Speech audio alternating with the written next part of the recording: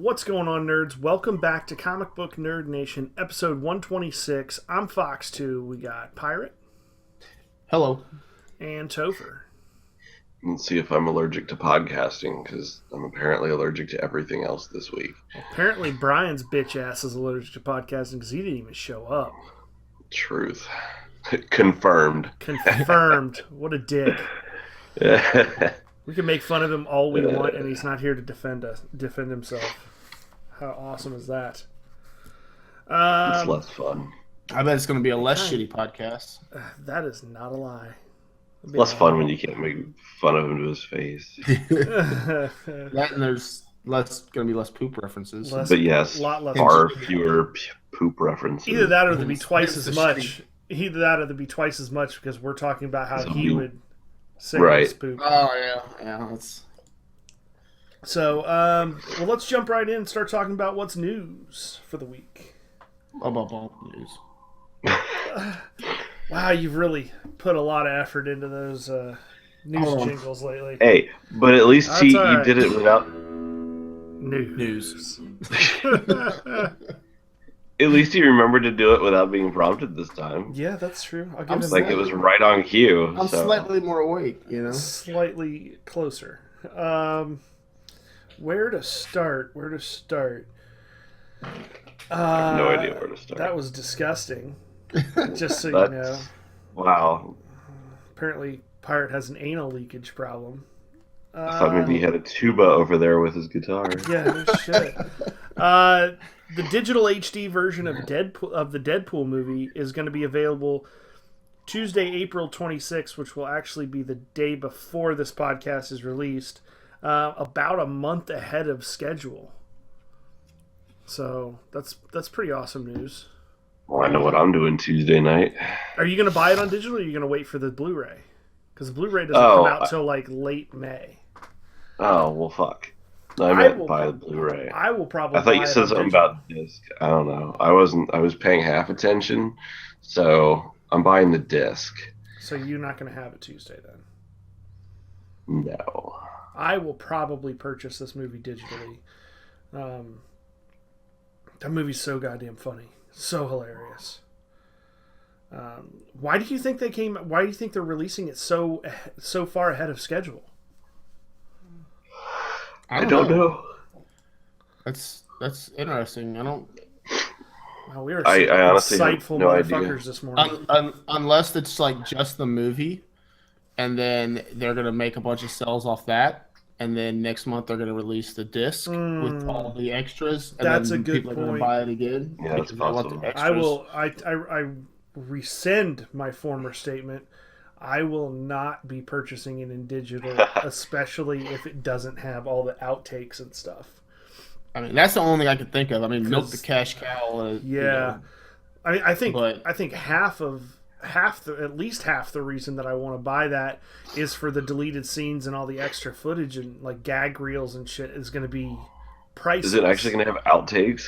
Oh, I'm sure. You can look at the box on the back of it, and it tells you everything that's in it.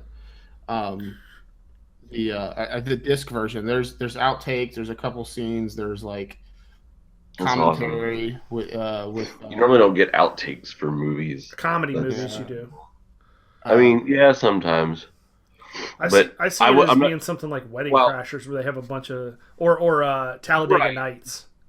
But while this movie was extremely funny, I don't know that they were wanting to classify it as a comedy movie. So, like... Here, I'll tell you what I wasn't sure that they were going to go that route. You don't think they classify that movie as a comedy movie? I would say they would classify it as an action comedy, for sure. I mean, there's every bit as much humor in it as there is action. Probably more comedy, probably more... minute per minute, probably more comedy than there is actual like action portions. I would say. Yeah, maybe. I don't know. But it was being billed as a superhero film that was funny, not as a comedy movie about superheroes. Yeah, I see what you're saying. Robert Downey Jr. is officially going to be in Spider-Man: Homecoming. I'm not necessarily surprised by this. I don't know why so many people were thinking that he wasn't going to be in this movie. Because his contract didn't include it. That's why. Yeah, but I just don't see it. It honestly almost wouldn't make sense due to the Civil War movie, and they're obviously closely aligning the new Spider-Man with Iron Man, Tony Stark. Turn off your phone. Iron Man, Tony. It's not my phone. Somebody's phone's going off. But be that as it may, Robert Downey Jr.'s contract had to be renegotiated to get him in this movie. So, like, they had to give him even more money than they were originally planning on. They renegotiated his contract to be able to put him in there. And he keeps saying that he, doesn't want to be doing the Tony Stark thing in everything forever, So, like, it's still, I don't know, like, I thought it was still somewhat surprising. It's not a complete shock, no. Like, it makes sense, but it wasn't really a given either. Yeah, I mean, I guess it wasn't a given, but I just imagined that they honestly would throw as much money at him as possible to keep him in this. Like, there's pretty much no limit. I mean, he's essentially the face of the Marvel Cinematic Universe in all reality. Like, you take him out of it, and who would you pick as the second most popular face of the Marvel Cinematic Universe? It's really kind of a toss-up. Captain America. But would you say he's more popular than Thor? Yes. I don't know that I agree with that. Like, wait. Remember that Thor movie that had all the Avengers in it? Remember that last Captain America movie that didn't have all the Avengers in it? What's your point? I'm just saying they've made Cap out to be a much more major player than Thor in the Marvel universe. So he is the de facto main character if Tony Stark was removed from the equation. I'm saying popularity-wise, though. Every other Thor is probably, I think Thor is the only self-titled Marvel movie that has not had any other Avengers in it. Honestly, even Ant-Man had another Avenger. Okay, well, I thought you were. Maybe I misheard or something, but I thought you had said who is the main character if you get rid of Tony Stark. No, the popular most the face? popular. Yeah, who's the face of it? Well, I mean, the face of it and the most popular character are not necessarily the same thing. The face is who they're putting forth as the iconic character to represent the Marvel Universe, which I would still maintain is Cap if Tony's gone. Now, right now, Tony Stark is the face, but that doesn't necessarily mean he's everyone's favorite character either. If you're asking who's everyone's favorite character, well, assuming it is Tony Stark right now, which isn't necessarily a given because he's not mine, that's going to be whoever everyone's favorite character was before Tony Stark was gone. I don't know. In that case, honestly, it's Loki. Loki. Yeah, if you're talking about like fan favorite character behind Robert Downey Jr., it's Tom Hiddleston as Loki. Has been like everyone's like fan favorite character in the Marvel universe. Okay, I don't necessarily agree with that at all.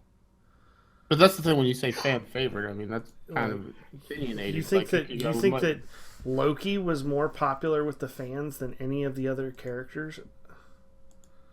Yes. Have you seen like the ridiculous thousands of memes of Loki, the fan coverage of him at like Comic-Cons, like doing his Loki impression, like the ridiculous number of interviews he's given, like doing impressions of his castmates that have all gone viral. Like people are fucking obsessed with Tom Hiddleston and how good he was as Loki, and like there has been more shit on the internet about Tom Hiddleston and Loki than there has about any of the other characters.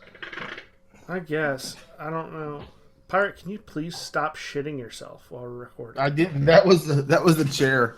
Okay. That wasn't a fart. But if I have to fart, I'll drop it like it's hot. I I mean, I guess I don't see how Loki could ever be the face of, like, the popular, like, face of the Marvel Cinematic Universe, though. I'm just kidding. That was a fart. Okay, well then, who do you think it is? Well, I'm just that's my point. Is I don't like if you take Iron Man out of it, if you take Robert Downey Jr. out, I think that there's a case that can be made for several different characters. There's no clear cut, like, this is the second most, like, notable figure or whatever within the movies. It's clearly right now, I mean, head and shoulders above the rest. It's Iron Man right now. It's Robert Downey Jr. He steals the show. You take him out of it, and then who's left? Like, who do you? I'm not denying that, but while from a scientific standpoint, I can't sit here and say, that I know what everyone in the world's opinion is as to who their favorite character would be. But when you're talking about the face of the Marvel Cinematic Universe, I'm not saying favorite character. I mean, Stan Lee's been in every one of them. Well, okay, then I'm going back to my original statement that if you're talking about who Marvel would put forth as the face of their franchise, then it's Captain America. Like, it's hands down Captain America. Like, there's not even a question.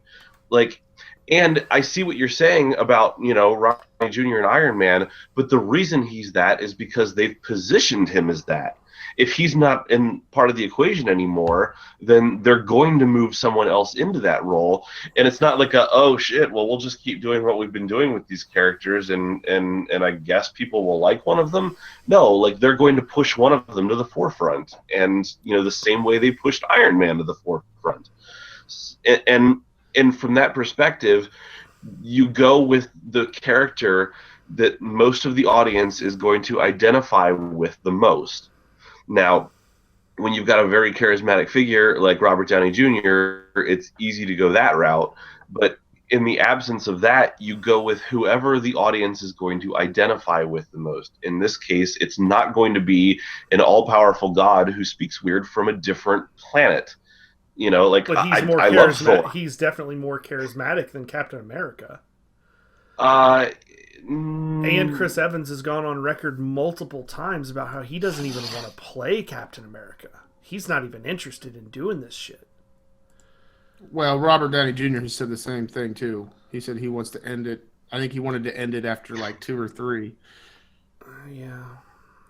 I mean, they all do that. I think they just do that for negotiations. Like, I mean, honestly, the question you're asking, it's hard to say, because by the time, like, if you're saying, well, assume Chris Evans isn't in the picture anymore, well, we're talking far enough down the line in the future that who knows what characters they will have added and pushed to the forefront by then. By then, Star-Lord could be, on Earth and part of, the team after Infinity War. And freaking Star-Lord could be, like, the new most popular character and the new charismatic face of the movies, because I could see him doing that too. He's just so far separated from everybody else right now that it wouldn't make sense, story-wise. Yeah, that's true. But, like, I mean, like, if you're extending it out far enough into the future that you're discounting Captain America, then it's too hard to predict right now, because there will be other people involved at that point. I'm not necessarily discounting Captain America. I just don't think that he is, at least to me, he's just not that. He's not nearly as interesting as some of the other characters to me. But I feel like you're arguing two different things, because you said the face that Marvel puts out there, and so I gave my opinion, and I said what I thought they would do, and you're like, well, that's not everybody's favorite. Okay, well, if you're talking about fan favorite, then it's this. Well, yeah, but Marvel's not going to push that. Well, you're arguing two different sides. Like, those would be two very different things. Yeah. Well, I guess I don't know. I guess I don't know how to clearly explain my thoughts on this, so I will table it until I figure that out. How about that? And then we can debate. Fair enough. We can debate it further once I get my thoughts in a row. In other news, I found the Deadpool shit, by the way. Oh, okay. What is it? On the back of the Deadpool and DVD, box. It says Blu-ray special features include, and then there's little like things that he's drawn on there. So it'll say deleted scenes with deleted/extended scenes with optional audio commentary by director Tim Miller. There's a gag reel, and then it's wrote safe word not included. From comics to screen, hashtag meta, and then audio commentary with director Tim Miller, underlined, and an arrow pointing that says the voice of an angel, and Deadpool co-creator Rob Liefeld, underlined, arrow says genius. Deadpool's fun sack, and then he writes of balls. Audio commentary with Ryan Reynolds and writers Paul Wernick and Reet Reese, and then it underlines both of them with arrows, says the real heroes. And then galleries, which include concept art, storyboards, costumes, underlined with so much spandex, previs and stunt viz, and that's it. So it's got a ton of shit. So definitely going to be worth it to wait an extra couple weeks, month, or whatever, to get the Blu-ray edition for sure. I mean, it comes out May 10th, so if it's April, or when did it say it comes out? April 22nd? I thought it was like May 16th or something that it came out. I could be no, the DVD comes out May 10th, it said. Oh, well, that's not even that. That's only like fucking 2 weeks out. Yeah, it's not that far. No. The digital is going to be released this coming Tuesday, the 26th. Day before this podcast is released. Yeah, the 26th. Okay. Well, did either of you guys, in other news, did you guys get a chance to see the Independence Day trailer? Independence Day Resurgence. I did not. What did you think of it, Topher? Other than the fact that it's super long. For a trailer. It was super long, and I was like, okay, like I'm already excited for this movie. Stop showing me scenes from it. It's like a mini movie almost. Yeah, I'm like, please stop showing me scenes from this movie. I would really like to see it in the theater. I mean, how long? It was like 3.5 minutes. It was 2.5 minutes. Was it 2.5 minutes? Pretty long for a trailer. I thought it looked ridiculously good. I was pretty stoked when I saw the original trailer. And this one makes it look even bigger than the first trailer did. Like, we got a few hints as to who the actual characters are. Looks like the one guy is actually Will Smith's son from the first movie. Is that actually the guy from Flash that plays Wally West? Because in a couple of those scenes, it looked dead nuts, just like him. No. Are you sure? I didn't think so. I thought it was. Do we know what his name is? The guy who played. I don't know, but I just Keenan Lonsdale is his name. I'm gonna check. I just see seen a movie. Bum, bum, bum. It does not look like that is him. I thought it was. I thought it looked just like him in one of those scenes, I swear. Jesse Usher. No idea who that is. What else are they known for? Jesse Usher is... Nothing. I have no idea. The Finest Hour. That movie's what I just seen him in. Keenan Long. He was in a TV show called Survivor's Remorse. So nothing. He was in Level Up, the TV series. I mean, he's been in a. Looks like he's had like a. He's a TV actor. It looks like he's had like a.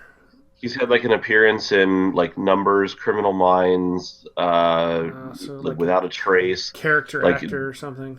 Yeah, like done like a single episode of a few shows, like going back to like 2005. But like, there's 19 credits on here. I guess he had 2 recurring roles in a TV show, and the trailer for this looks incredible. The visual effects look awesome. They got a bunch of the original characters to come back and aged them all properly. The one that I'm not super sure about is the like wacky scientist, the Area 51 scientist guy. I was so excited to see that Brent Spiner was back. He looks like he's 150 now, though. Like, he looked old in the first one. Dude, he looked old then, and it's been 20 fucking years. That's what I'm saying. Like, he looked easily 60-plus years old in the first one. So if you put him at 65, I would say conservatively in the first movie, that puts him at 85 years old in this movie. And he's, like, jumping around, waving his arms and shit. That's a little... I don't know. Not a huge fan... For nostalgia reasons, I agree. Super excited to have him back, just like all the rest of the other characters. You do know who that is, right? The actor? No. Seriously? It's Brent Spiner, the guy who played Data in Star Trek Next Generation. Oh, motherfucker. No shit. I did not, for whatever reason, I did not put that together. No shit. Yeah, I mean, I'm really happy that they're bringing back, like, rather than just recasting all those characters, that they're bringing back, you know, all the original cast. Goldblum and dude, okay, I'll be honest, it wasn't until probably like 2 minutes into the trailer that I realized that the dude with the beard is Bill Pullman. Are you serious? Like, I honestly didn't fucking recognize him with the beard. He looks so much I'm like, older. who is this? Like, why do they keep showing this dude? That's like, the motherfucking president, like, son. Yeah, like, I get he was in the first movie, but like, I'm like, was that... No, that's not like Randy Quaid. Like, who the hell is this guy supposed to be? Did they recast somebody? Like, I was trying to figure out, like, he looks way different. Was a dude? I was like, who was a dude with a beard in the original movie? I'm like, but I like that they added that with a beard in the original movie, and like, it wasn't until like more than 2 minutes into this trailer. Like, I didn't even get it in the first trailer. It wasn't until after 2 minutes into this one that I'm like, oh shit, that's fucking Bill Pullman. It's the goddamn president. Yeah, like that's... I did not even fucking recognize him. For me, I think that's one of the big points that they needed to do to really have this be like a legit second installment, like a legit follow-up movie. Surprised they didn't get Will Smith, to be honest. Fuck that. I'm okay that they didn't. I'm really okay that they didn't. Totally glad they didn't. But I'm very surprised that they didn't. That's the one character in that I could totally do without. Be fine without him. I'm pretty excited about this movie though. Too. Like, I really enjoyed the first one, and oh my god, it looks like they spared no expense on the effects budget. This is, like, honestly, that is like one of the prettiest fucking, you know, previews for like a major big budget actual huge sci-fi movie that we've seen in a very long time. Like, I have not seen a sci-fi movie with this kind of budget, you know, like, since Star Wars notwithstanding, you know, like, with the exception of Star Wars, like, you go back years and I don't recall seeing like a major sci-fi movie that they've tried to make this big. Yeah, this is going to be I think it's going to do really well. I really do. Also, the first trailer was released for the new Jason Bourne movie that's scheduled to be out sometime this year, I believe. I think that's the second trailer, because I saw one in the theaters like a couple months ago. Oh, really? Some other movie. Yeah. Yeah, this is the second trailer. Oh, okay. I did not see the first one. I mean, I'll probably watch it. I will not go and see it in the theater. It's like the same regurgitated stuff. Like, he's going to run around. He's faster than everyone. He shoots better than everyone. He's stronger than everyone. Everyone's scared of him. They try to kill him, but he kills them first. And the end. Spoiler alert. Like, that's the whole movie, pretty much. I mean, I have no idea what the movie's actually about, but I'm pretty sure I just told you the whole fucking plot. You know, I like to watch the Bourne movies and pretend that I'm Jason Bourne and think about, like, maybe one day it's just going to snap and I'm going to start going off the handle on people. I believe, you know what? Knowing you as long as I have, I believe that you have actually done that a couple times. I believe that you legitimately sat there and watched it drinking like some fucking Sailor Jerry or something, 3/4 of the way to wasted, and thought, man, maybe if I just have a couple more drinks, it'll come back to me. And I keep thinking that maybe when I was in the Army, they did some like experiment on me, and it's just gonna pop out one day, like start snapping. But no, it hasn't happened yet. I mean, you snapped pretty hard the other night when we were playing Division. That is not a lie. Oh, that is true. For anyone listening that alcohol unlocked it.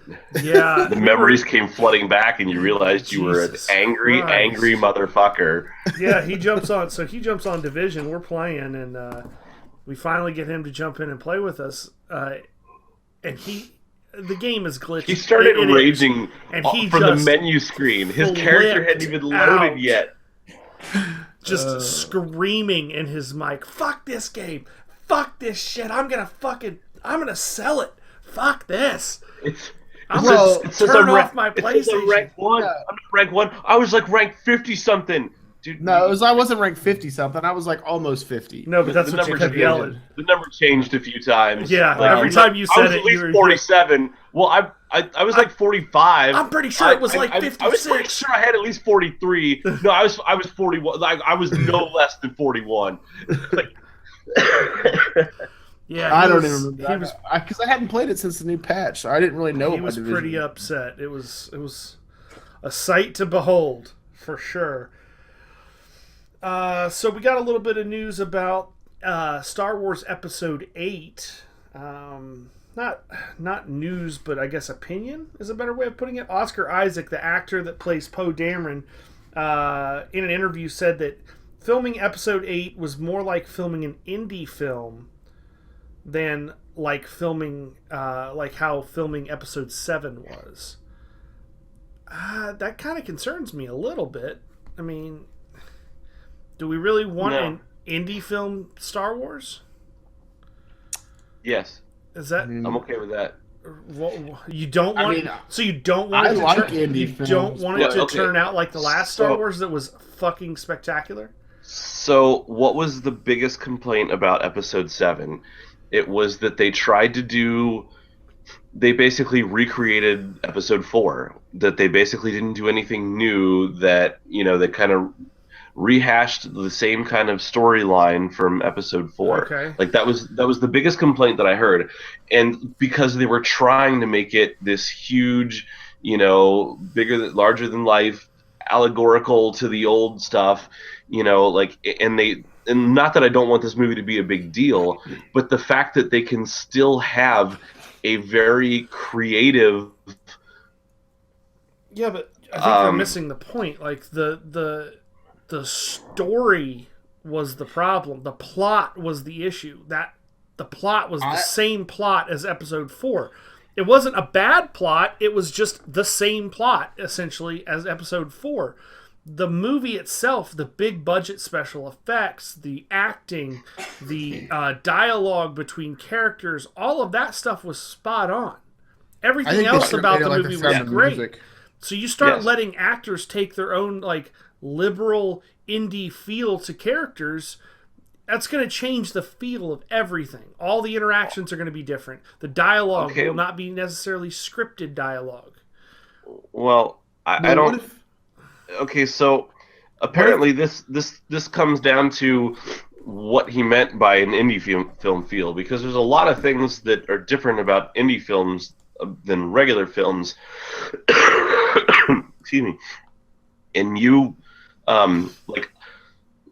He could have been referring to a number of things, because you just said, that if the actors are, taking liberties with characters, and that wasn't where I went in my head from that statement at all. Like, where I went in my head hearing that was thinking that instead of it feeling like, the flavor of the week, big budget. In some ways, it feels like we're making an independent film. Certain things we get to play with. Well, probably because they're doing something that's not in continuity with anything else that like everybody knows continuity. Well, it is, but I mean not like there's no lineage of Skywalkers. There's no Luke Skywalker's going to be in it. And this is in this is in Episode 8. This isn't. Oh, yeah. Now, if this was Rogue One, I would understand this a lot. Yeah, that's what I thought we was talking about was Rogue One. No, this is in the main Star Wars title films. I think it needs to fall in line. I think they should make it like The Sound of Music, and they could use a little song like Poe, a pilot, a resistant pilot, Rey, a drop of golden sun. Oh my god. Finn, a name, calls himself Han, was killed by his own son. You know. Oh yes, yes. Oh yes. I'm writing this down. 29 minutes into this film. That was oh my god, spectacular. We have to make sure to call that out to people so that they at least watch that little jingle. That was holy shit. That made my day. 1 million points to Pirate. That was. I mean, did you just make that up, or do you got that dude, you've been fucking burning that one down since? I seen it somewhere a while ago, and you should have taken credit for that. That was fucking. I can't take credit for that. That's too creative for me. Oh, jeez, that was great. I'm surprised. I'm actually impressed. I memorized it though, but. Wow. No, I just think that I mean that comment could mean a lot of things. Like I kind of heard it as, like when you're making a really big budget movie, studios normally expect you to go somewhat bland and put in the things that, everybody's going to react to well.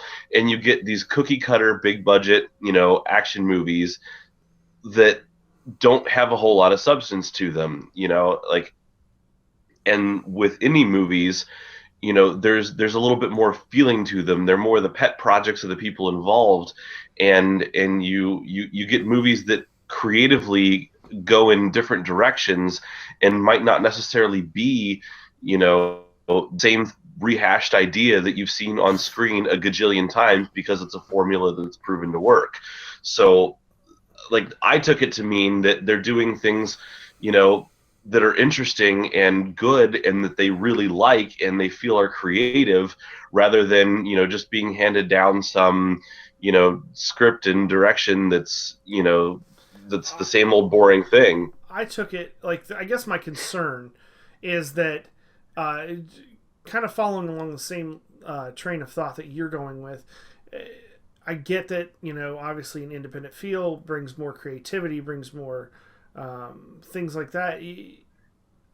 But don't we want a typical Star Wars movie? Don't we want it to have that same feel, that same everything that episode 4, 5, 6, and 7 all had? Look at what happened the last time the Star Wars franchise did something creative and outside the box. We ended up with episode 1. I don't. We ended up with Jar Jar Binks and the Gungans.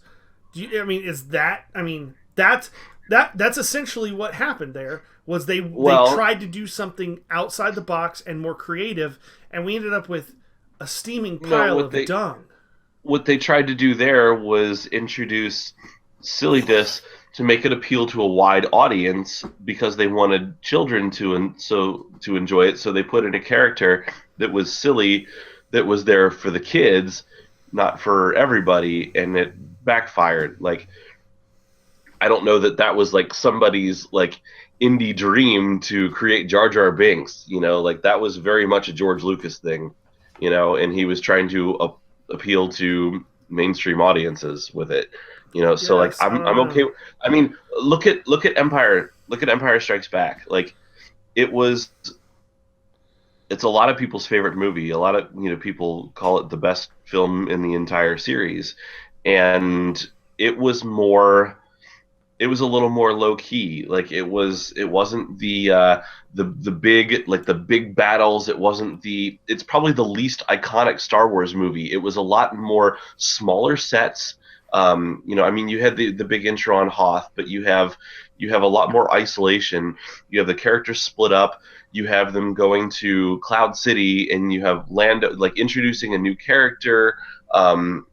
You introduce Yoda. You have swamp scenes on Dagobah. Like, it was a lot smaller setting, a little bit more character focused, a lot more like a lot of indie films than some big budget, action blockbuster. And it's a lot of people's favorite film in the entire franchise.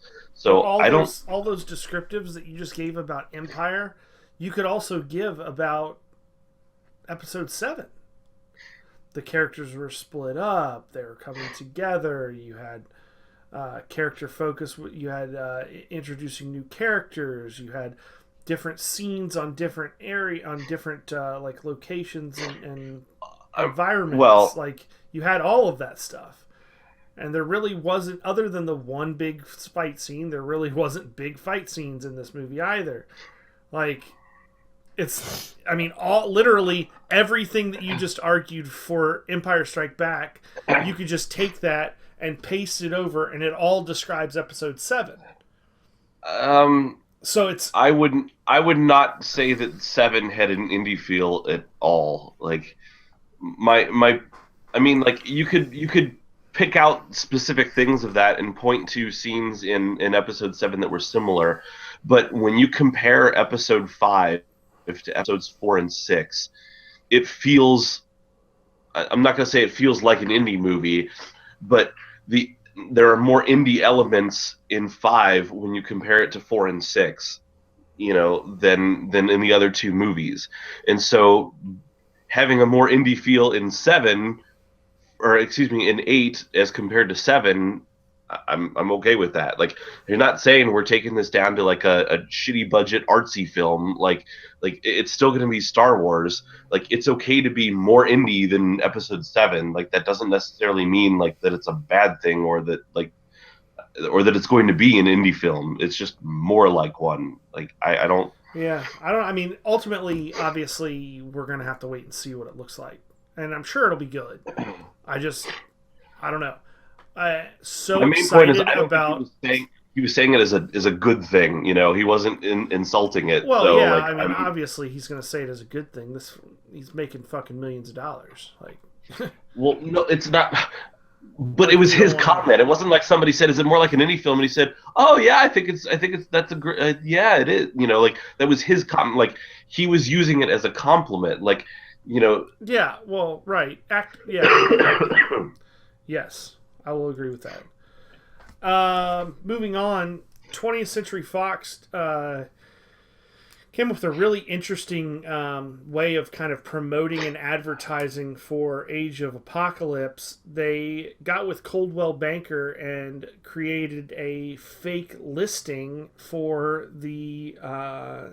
for Professor X's mansion. 1407 Grey Malkin Lane. Yes, it is for sale for New York. $75 million.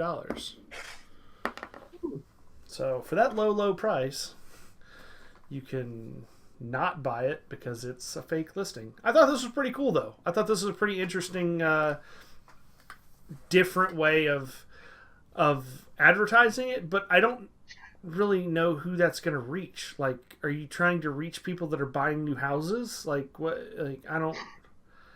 You know what I mean? Like, when I'm thinking about what movie do I want to go see, I don't go to the fucking real estate website and peruse $75 million homes. Like, yeah, I mean, it's probably a pretty weird crowd that's the intersection of huge X-Men fans and people that deal with multiple listing services a lot. Yeah, I feel like that's a pretty finite number of people, especially when you're talking about dealing with listings that are $75 million. I was just making a joke about... I understand that you guys both work at a real estate-based company. But I don't know. It's a really neat concept, but I just don't understand who really who's your target audience here? Who are you... I mean, I'm sure it probably didn't cost them hardly anything to do. You know what I mean? Probably got it done for a couple $100. But I mean, it's a cool little tidbit, but right. It is kind of really... like, of all the things you could do, like, was that somebody's big idea? Like, oh, we're gonna do this. This is gonna, like, I appreciate it. It's cool. It's like, oh, that's kind of neat, But at the same time, like, of all the ideas tossed around, like, was that the one that made everybody best. Go, oh shit? Yeah, like, I just want to be a fly on the wall in that boardroom meeting. Like, oh, great idea, George. We're gonna sell millions. Like, I don't think that's gonna get it done, homie. I'm just saying. Also in X-Men news, actress Famke Janssen, who you might remember played Jean Grey in the Did I say it wrong? Famke Janssen. Famke Johnson? How do you? I believe it's Famke. Famke? I don't fucking know. I don't know this. I don't know this woman. She don't know me. She played Jean Grey in the older X-Men films. Mm-hmm. She contacted producers of X-Men Age of Apocalypse about returning and reprising her role as Jean Grey. Well, she obviously wasn't chosen. And she just went off the deep end. This bitch went crazy. And she is now publicly claiming all over the place, including Entertainment Weekly magazine, that there is a huge problem with sexism-based bias in the X-Men franchise. That men are allowed to play their character for years and years, while women get replaced for younger versions. Clearly, she's talking about Hugh Jackman playing Wolverine forever. Bitch, you just ain't as popular. Sorry. Right. You just weren't as good. That's all that boiled down to. It ain't got shit to do with you being a woman. He was an awesome Wolverine, and you were a shitty Jean Grey. Sorry about your luck. Like, I don't know. I don't know if she was a shitty Jean Grey. She wasn't shitty, but she wasn't anywhere near as good at Jean Grey as Hugh Jackman was at Wolverine. I'd love somebody to make that argument. Go ahead. I'll wait. Ain't gonna happen. Not one motherfucker is gonna be like, oh, no, she was the shit. She stole the show. No, she didn't. She was not the flagship character. They based the third movie around her? Yeah. The third one was based around her, and I still didn't think she was the strongest character in the movie. Well, I'm just saying, like... They were all based around Wolverine. Pretty much, but why? Because he was the strongest character. I think that... again, there's a bit of a chicken and the egg thing there, but well, again, yeah, I agree. I do agree with that, but at the same time, I think we're almost rounding back to the same discussion we had last week about Black Superman. It's kind of the same thing here. It's, oh, you should let me do it because you don't let women do enough things. Like, fuck off. You didn't get it because you weren't as good. If you were as good as Hugh Jackman was, then you would still be playing Jean Grey. That simple. It's that fucking simple. Go ahead. I would love a counterpoint here. I mean, I think it also bases down to the writers, too. I don't know that it has anything to do with... I don't think it had anything to do with her in particular. Like I think that's the important part here. Like, it wasn't just her. Like, they made the entire cast younger, like Wolverine obviously being the lone exception, but his character is kind of immortal and doesn't really age as much. But then again, Hugh Jackman ages, so I don't know. But like the point is, it wasn't about her. Like, it's not that she was bad; it's that the movies themselves were not great, and they kind of went back and the entire cast is younger. I mean, they recast Patrick Stewart.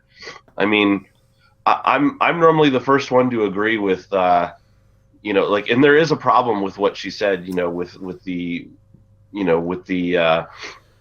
with recasting women, with younger actresses recasting roles. Like that is a problem and a thing that happens, but at the same time, like when they recast frickin' Sir Patrick Stewart, you can't necessarily claim that they just...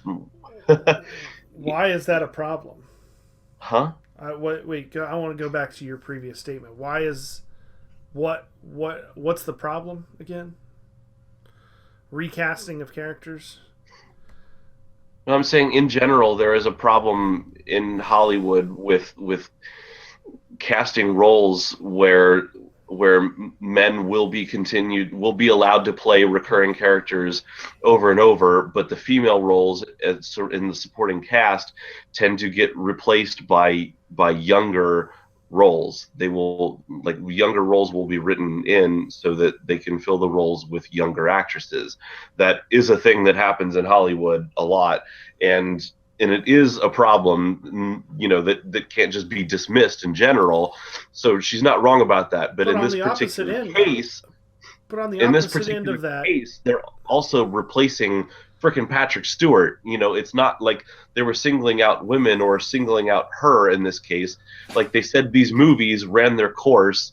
They weren't, by the end, they weren't nearly as good, and were kind of doing a reboot and starting over, and the entire cast was replaced, to start the characters off younger. On the opposite end of it, though, aren't there, like, while writers might write new roles for younger actresses and things, that's kind of a function of the story as well. And there's plenty of roles where their roles are written for older actresses, where younger actresses aren't eligible necessarily. So I mean, it's really a two-sided coin. I don't think you can argue that that's a problem per se. I think it's what you have is older actresses are more experienced. They're more well known because they're older typically. They've had more roles because they've had more life to live. They've had more opportunities to get roles in the past. So they're more willing to speak out when they don't get a role. So they're going to bitch because their role that they wanted got written for a younger actress. The opposite is not true. You're not going to have some 19-year-old actress that's only had 2 roles in her career bitch publicly about not getting a role that was written for an older woman, because then she's never going to get cast for anything again. My question is, what movies have they replaced with movies have they done that with younger actresses and replacing to make it a problem? Because I can't think of anything. Like any franchise that's had the women character actresses replaced with younger ones. Like the only one that I can think of as a dominant, like that was a big franchise that had a woman actress in it, was Underworld, and she was never replaced. I don't know. I mean, I can't think of any either, but I'm just saying, like, there's really 2 sides to every story. Just like we talked about last week, there's roles that are written for Caucasian actors and actresses. There's roles that are written for African American. Are we talking about X-Men and the movies and Famke Janssen, or are we talking about sexism in Hollywood? Well, you said Hollywood. You said there was a problem in Hollywood as a whole that can't be ignored. I said in general her comments were not wrong, but in this particular case, and then tried to talk about the X-Men movie, and you went off on a diatribe about how, like, sexism is perfectly warranted in Hollywood because no. That's not the story. That's okay, let's get this clear. That's not what I said at all. You're putting words in my mouth. I said that there's opportunities for different groups. There are roles that are written for younger actors and actresses, just like there are roles that are written for older actors and actresses. If you think of the movie Gran Torino with Clint Eastwood in it, do you really think that a fucking 19 or 20-year-old actor could have played that role? No. No, because it was a guy that was words in people's mouths. It's a straw man argument, dude. Come on, like. How am I putting words in your mouth? I didn't say that you said anything. Well, you're claiming that I said that sexism is okay, which is not at all what I'm saying. I'm saying there's opportunities, but you're more likely to hear older actors and actresses speak out about things because they've already had the pull. Saying that a young actor or actress can play the role of a part written for an older part. I'm saying that if you look at the number of parts that are available for young actors versus older actors, the parts don't go away as the male actors age. Like, sure, there are parts that are written for older actresses that cannot be played by younger actresses, but the number of starring lead roles available for older female actresses is not the same as the number of ones available for the younger roles.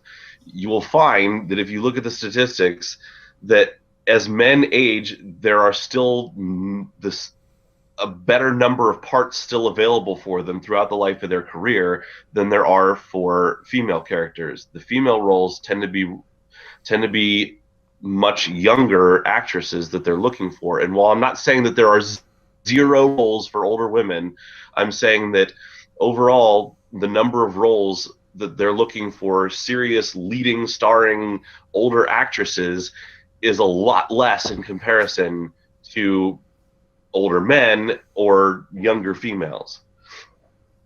I don't know. As a male actor ages, I'm going to agree with the number of roles that they have available is a lot higher than the number of roles that female actresses have as they age. He is correct. Okay, I mean, he's a very. He's got a very. When you phrase it that way, I don't necessarily disagree with you, but I think that I don't know that I would necessarily classify it as sexism, but I think that the fault really lies with the writers need to come up with more stories. It's very true, but 98% of the writers in Hollywood are male. 98% of the scripts that get made, and I'm somewhat making up that statistic. I heard it was stupidly high, are male. Is that because there's a lack of interest by females, or is that because it's just like a guys' club? It's a bit of a boys' club. It's a bit. I don't know anything about it, so I can't speak intelligently. It's hard to break into that industry. The studio executives are mostly male. It's kind of like, people just aren't used to hearing as many stories from female perspectives, and so when somebody pitches one, it's harder to sell it to a male studio executive. I see your point now that you phrase it that way, that there's male versus female. I was looking at it as they're just taking away roles from older women to give to other younger women, but when you compare it, when you phrase it the way that you did, I'm not as good with words. I'm not as eloquent as you are. But I see what you're saying. In the particular case of X-Men, though, the whole cast got younger. Yeah, the whole cast got younger. Well, it wasn't like they said... They got rid of Halle Berry, too, right? It wasn't like they said, we're going to do this, and we're keeping all the men, but, the female characters still need to look like teenagers. They didn't do that. They recast everybody with the one exception of Wolverine. But when you recast Sir Patrick Stewart, to get so that you can tell the story decades ago. Ian, what's his name? That's pretty good company to be in. The guy that played Magneto. Ian McKellen. Ian McKellen, yeah. That's another really good example of somebody that got recast. I mean, big actor that got recast too. So, I don't know. I mean, I see your point, and I think there is a debate that should be had there. There's some talking that needs to be done. But I mean, I know you said that you don't see as many. You can't think of a single franchise where they, where they recast. But also think of franchises.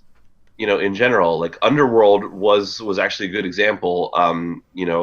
Because that was a franchise that stayed around a long time, and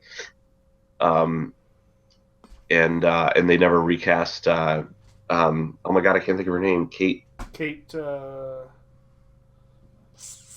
my God. Oh my God. I don't know. We're terrible at this. Wow, we are. Yeah. What's her fucking name? She's fantastic in that role too. Beckinsale. Kate Beckinsale. Beckinsale, thank you. Yeah. But in general, look at frickin' Harrison Ford. They're still giving him Indiana Jones. They were still giving him Indiana Jones movies. Not too long ago. That's a good point. Granted, it was Crystal Skull and it was terrible. Whoa. But how many? Well, it also had a reoccurring female in that role. How many female-led franchises, though, do they're oh, you're in your 70s now? Sure, we're going to keep putting you in a starring role in this franchise. It doesn't happen nearly as... The teachers in Harry Potter. I would argue that those are... Okay. Kind of starring... the series is called Harry Potter. Which one of them? Which actress played Harry? Well, Professor McGonagall. She was a major part in all the movies, and she was older. Yes, but they didn't. What I'm saying is franchises that are based around a female lead. She was not the lead. Okay, all right. I am with you. I'm with you. So that's really but anyway. it for comic book news this week. If it's okay with both of you guys, I would like to just fucking make a hard left and go out and fuck you and show us your My Little Pony collection. No, there was some really big news. Topher, this may or may not be interesting to you, but I think that this will definitely get Pirate involved in the conversation for sure. There was some big news in the MMA world. The mixed martial arts, the UFC, the other day. I don't know if you saw this, Pirate. And for those of you that are listening, if you're not an MMA fan, this is not going to become something regular. It's just a kind of a one-time thing. So UFC 200 is coming up, which is obviously going to be one of their big flagship fight cards with tons and tons of marquee names and big fights on it. The biggest fight is going to be a rematch between Conor McGregor from Ireland and Nate Diaz from Stockton, California. Oh man, that's going to be huge. You have no idea what we're talking about at all.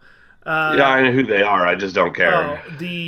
So they have fought previously, and Nate Diaz actually beat Conor McGregor.